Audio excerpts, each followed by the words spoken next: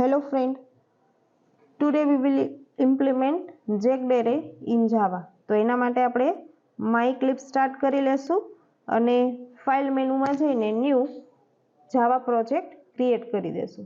તો અહીંયા first we are supposed to give the name of project in this dialog box, and then after we are supposed to select the location at where we want to save our Java project. તો location browse button ઉપર click કરીને આપણે select કરી શકીશું, right. તો અહીંયા location select કરીને okay button and then after finish. જેવું આપણે ફિનિશ ઉપર ક્લિક કરશું તો લેફ્ટ કોર્નર ઉપર આપણને પ્રોજેક્ટ નેમ મળી જાય. એના ઉપર રાઈટ ક્લિક કરીને ન્યૂ અને ક્લાસ બનાવી લેવાનું છે. તો in this dialog box we can give the name of the class and for main method select the check box and click on finish button. જેવું આપણે ફિનિશ ઉપર ક્લિક કર્યું આપણે કોડિંગ એન્વાયરમેન્ટમાં આવતા રહેશું અને કોડિંગ એન્વાયરમેન્ટમાં ફર્સ્ટ આપણે સ્પેસિફાઈ કરી દઈએ કે આ પ્રોગ્રામ છે એ શેના માટે છે. તો કે જાવાના પ્રોગ્રામ થ્રો આપણે એક પેટર્ન પ્રિન્ટ કરવી છે, પણ એ પેટર્ન પ્રિન્ટ કરવા માટે યાની કે ટ્રાયંગલ પેટર્ન પ્રિન્ટ કરવા માટે આપણે જેગ્ડ એરે યુઝ કરશું.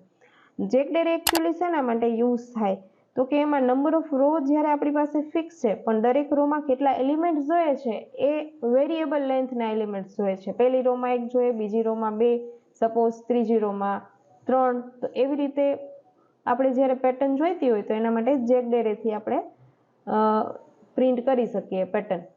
તો અહીંયા આપણે જેગ્ડ એરે ડિક્લેર કરી લીધો, ઇન્ટીજર જેગ્ડ એ, અને 2 વખત સ્ક્વેર બ્રેકેટ એટલા માટે છે કે મલ્ટી ડાયમેન્શન છે. ન્યૂ INT 4 છે એ નંબર ઓફ રોઝ છે, પણ સેકન્ડ સ્ક્વેર બ્રેકેટ આપણે ખાલી રાખેલો છે. નંબર ઓફ કોલમ્સ આપણી ફિક્સ નથી. હવે નંબર ઓફ કોલમ્સ ફિક્સ કરવા માટે અહીંયા આપણે લખી નાખ્યું ફર્સ્ટ રો યાની કે jagged a of 0 is equal to new INT 1.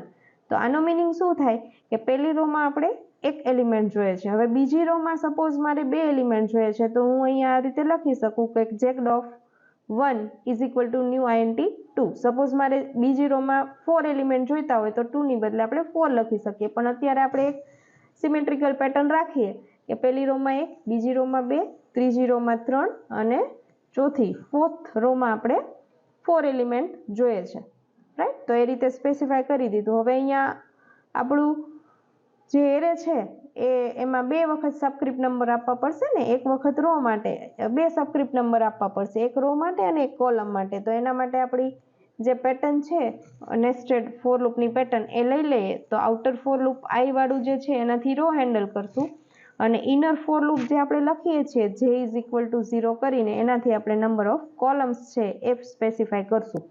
અને ટ્રાયંગલ પેટર્ન જોઈએ છે તો એના માટે ઇન્ટરનલ જે આપણું ઇનર ફોર લૂપ છે એમાં જે less than or equal to I condition આવે.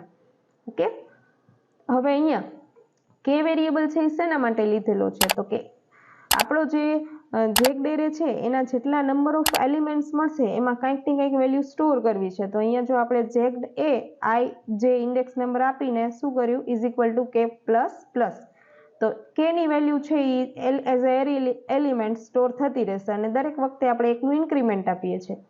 એ જ value as a output print કરવા માટે અહીંયા system.out.print જેગ્ડ એ અને આઈ જે ઇન્ડેક્સ નંબર આપીને પ્લસ કરીને વિધિન ડબલ કોટ સ્પેસ, એટલે દરેક એલિમેન્ટ છે એની વચ્ચે એક સ્પેસ પ્રિન્ટ થઈ જાય.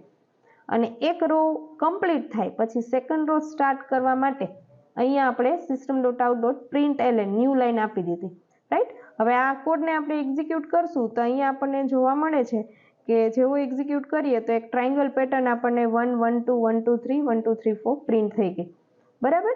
હવે કેનું ઇનિશિયલાઇઝેશન આપણે લૂપની અંદર કરેલું છે, પણ આ જ કેનું ઇનિશિયલાઇઝેશન જો આપણે લૂપની બહાર કરીએ તો આપણને આ પેટર્ન છે કંઈક જુદી મળશે. જુઓ તમે પેટર્ન કઈ રીતે મળે છે તો કે 1 2 3 4 5 6 7 8 9 આ રીતે આપણને આઉટપુટ મળે છે, બરાબર.